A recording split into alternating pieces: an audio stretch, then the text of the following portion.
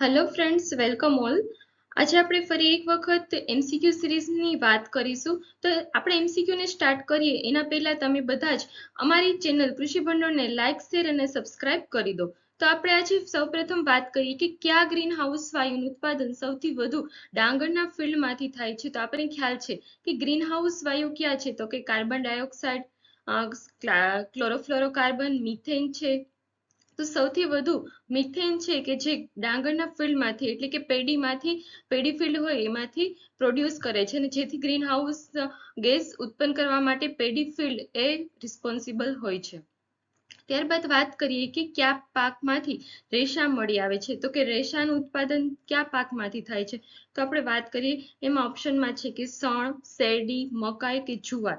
તો સણના પાકમાંથી આપણને સૌથી વધુ રેશા મળે છે. તો આપણે એ હવે પ્રશ્ન એ થાય કે સણના પાકમાંથી કેવી રીતે રેશા મળે છે. તો કે સણનું જે પાક હોય છે એમાં એક માઇક્રોબિયલ પ્રોસેસ કરવામાં આવે છે કે જેમાં સણ હોય એનું આપણે હાર્વેસ્ટિંગ મેચ્યોર થઈ જાય ત્યારે કરીએ છીએ. ત્યારબાદ જે હાર્વેસ્ટિંગ કરીએ છીએ સ્ટેમનું, એને આપણે પાણીમાં રાખવાનું હોય છે. 15 થી 18 દિવસ સુધી તે કન્ટિન્યુ પાણીમાં રહે છે કે જેથી તેનો સ્ટેમ હોય એમાંથી રેસા છૂટા પડે છે, અને ત્યારબાદ એની માઇક્રોબિયલ પ્રોસેસ થતા એમાંથી આપણને રેસા ઉત્પન્ન થાય છે.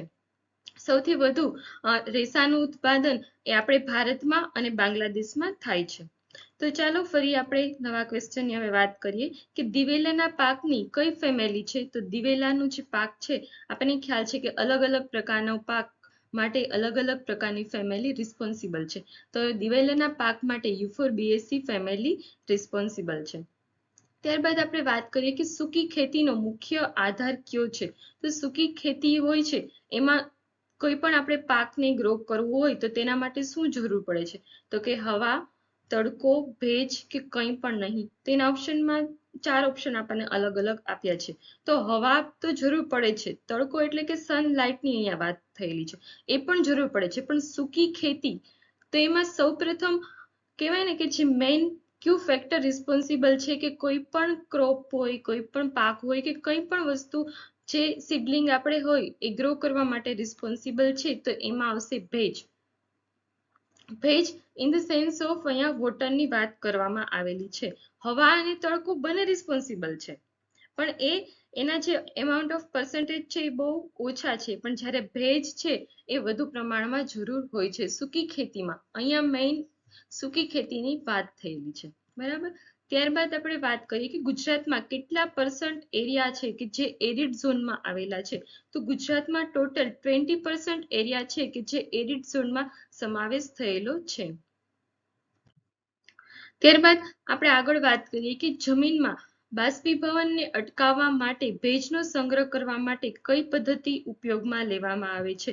તો એનામાં ઓપ્શનમાં છે મોનોક્રોપિંગ, મલ્ચિંગ, મિક્સ ક્રોપિંગ કે એક પણ નહીં. તો આપણને ખ્યાલ છે મલ્ચિંગમાં શું કરવામાં આવે છે. તો કે કંઈ પણ હોય આપણે પાક વાવેલો હોય એના ઉપર એક પ્લાસ્ટિકના જે થીન લેયર કરવામાં આવે છે, અને એ થીન લેયરને જે મલ્ચિંગ કહેવામાં આવે છે. અને મલ્ચિંગ સામાન્ય રીતે આપણે તરબૂચ જેવા ક્રોપમાં જોવા મળે છે. ત્યારબાદ અત્યારે તો મરચીમાં પણ મલ્ચિંગનું પ્રમાણ વધારે પડતું જોવા મળે છે. મલ્ચિંગના બેનિફિટ એ છે કે તે ભેજનો તો સંગ્રહ કરે જ છે, સાથે સાથે તે નીંદણને ઓછું કરે છે. એટલે આપણે જે વીડિંગ કરવું પડતું હોય છે મેન્યુઅલી, એનો પણ ખર્ચ બચી જાય છે. ત્યારબાદ વીડીસાઇડનો પણ ખર્ચ બચી જાય છે. એટલા માટે મલ્ચિંગ એ બેસ્ટ પ્રેક્ટિસિસ છે નીંદણને નાશ કરવા માટેની, અને સાથે સાથે ભેજનો પણ સંગ્રહ કરે છે, જેથી આપણે ઓછા પાણીમાં પણ સારો એવો પાક વાવીને સારું એવું ઉત્પાદન મેળવી શકીએ છીએ. ત્યારબાદ સૂકી ખેતીવાળા પ્રદેશમાં કેટલા મિલીમીટર વરસાદ પડે છે. તો કેટલા આપણે વરસાદ છે તેમાં સૂકી ખેતીવાળા જે પ્રદેશ હોય છે એમાં કેટલા મિલીમીટર, મતલબ આટલા મિલીમીટર વરસાદ પડે તો આપણે 3 અલગ અલગ ભાગ પડે છે. સૂકી ખેતી એમાં છે 750 મિલીમીટરથી ઓછું, ત્યારબાદ છે 750 મિલીમીટરથી વધારે કે જે રેનફેડ એરિયા કહેવામાં છે, અને ત્યારબાદ ઇરિગેટેડ એરિયા કે જેમાં 750 થી 1100 મિલીમીટરથી પણ વધુ વરસાદ પડતો હોય એવા એરિયાને આપણે ઇરિગેટેડ એરિયા તરીકે ઓળખવામાં આવે છે. ત્યારબાદ ગુજરાતમાં મુખ્ય જુવારનું સંશોધન કેન્દ્ર ક્યાં આવેલું છે. તો કે જુવાર માટેનું મુખ્ય સંશોધન કેન્દ્ર એ સુરતમાં આવેલું છે. ત્યારબાદ આપણે વાત કરીએ કે ડાંગરના પાકનો પીએચ કેટલો હોય છે. આપણને ખ્યાલ છે કે ડાંગરનો પાક છે એ પાણીમાં મતલબ વધુ જ્યાં પાણી હોય ત્યાં ઇરિગેટેડ વધુ એરિયા હોય ત્યાં ડાંગરનો પાક લેવામાં આવે છે અને ડાંગરના પાકમાં પાણી ભરાઈ રહે એવું ખેતર હોય છે. એટલે પાણી જ્યાં વધુ હોય ત્યાં આપણે ગઈકાલના MCQ સિરીઝમાં આપણે વાત કરી હતી કે જ્યાં સિંચાઈ વાળો જે MCQ હતો એમાં કે પાણી ભરાઈ રહે છે તેમાં વોટર લોગિંગની તો કન્ડિશન જોવા મળે છે. વોટર લોગિંગની સાથે સાથે સોલ્ટ જે સોઇલ હોય તેમાં સોલ્ટનું પ્રમાણ વધુ જોવા મળે છે. તો અહીંયા ડાંગરના પાકનો pH એ 5 થી 6.5 ની વચ્ચે હોય છે, કારણ કે ડાંગરનો પાક એ 4 થી 5 સેન્ટીમીટર પાણી જ્યાં ભરાઈ રહે એવા વિસ્તારમાં જ ડાંગરનો પાક આપણે લઈ શકીએ છીએ. ત્યારબાદ આગળ વાત કરીએ કે જુવારના દાણામાં કેટલા ટકા પ્રોટીન રહેલું છે. તો કે જુવારના દાણામાં 10 થી 12% જેટલું સામાન્ય રીતે પ્રોટીન આપણને જોવા મળે છે. ત્યારબાદ ગુજરાતનું મુખ્ય કપાસ સંશોધન કેન્દ્ર ક્યાં આવેલું છે? તો આપણે ગુજરાતનું કપાસ સંશોધન કેન્દ્ર એ સુરતમાં આવેલું છે. ત્યારબાદ આપણને એવો ક્વેશ્ચન પૂછે કે કોટન કોર્પોરેશન ઓફ ઇન્ડિયા ક્યાં આવેલું છે? તો એનું હેડક્વાર્ટર બોમ્બેમાં આવેલું છે.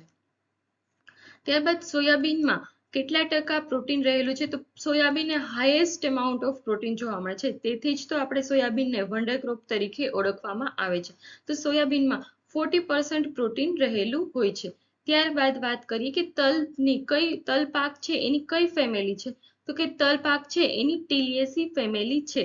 આપણે આગળ વાત કરીને કે યુફોર્બિએસી એ દિવેલા માટેની હોય છે. ત્યારબાદનો ક્વેશ્ચન છે કે શણના પાકનું સરેરાશ ઉત્પાદન કેટલું હોય છે? તો આપણે જે મેં તમને કીધું ને રેટિંગ પ્રોસેસ શણમાં કરવામાં આવે છે અને ત્યારબાદ એનું જે પ્રોડક્શન મળે છે તો શણના પાકનું પ્રોડક્શન 8 થી 10 ક્વિન્ટલ હોય છે પ્રતિ હેક્ટર. ત્યારબાદ આપણે પહેલો જ ક્વેશ્ચનમાં વાત કરી હતી ગ્રીન હાઉસ વાયુમાં ગ્રીન હાઉસ ગેસમાં કયા વાયુઓનો સમાવેશ થાય છે? તો અહીંયા પણ સેમ એ જ ટાઈપનો ક્વેશ્ચન છે. ત્યાં એવું ક્વેશ્ચન આપણને હતો કે પેડી ફિલ્ડમાં કયો ગ્રીન હાઉસ ગેસ વધુ હોય છે? તો એમાં ત્યાં પેડી ફિલ્ડ હોય તો મિથેન હોય છે. જ્યારે ટોટલ ગ્રીન હાઉસ ગેસની વાત કરવામાં આવે તો એમાં છે ક્લોરોફ્લોરોકાર્બન, મિથેન અને કાર્બન ડાયોક્સાઇડ. તો આપેલા તમામ છે એ ગ્રીન હાઉસ ગેસ તરીકે ઓળખવામાં આવે છે. તો ફ્રેન્ડ્સ, આપણે આજની MCQ સિરીઝને અહીં જ વિદાય રાખીએ છીએ. ફરી કાલે મળશું નવા MCQ સાથે, નવી ચર્ચા કરીશું. તો ત્યાં સુધી તમે અમારી ચેનલને લાઈક, શેર અને સબસ્ક્રાઇબ કરો અને stay connect with us. Thank you.